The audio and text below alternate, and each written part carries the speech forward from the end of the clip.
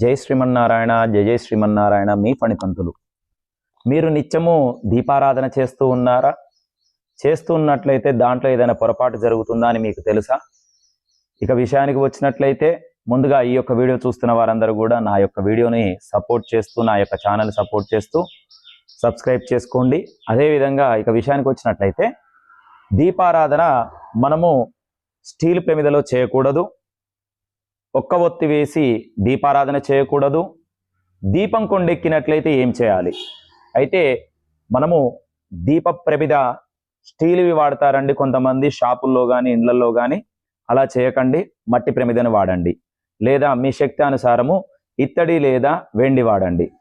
ఇకపోతే ఒత్తిని 2 ఒత్తులు తీసుకోండి. 2 ఒత్తులను ఒక దగ్గర వేసుకొని పేనుకొని ఆ యొక్క ఒత్తిని దీపారాధనకు వాడుకోండి. మళ్ళీ ఇంకా దీపం ఆరిపోయింది, కొండెక్కింది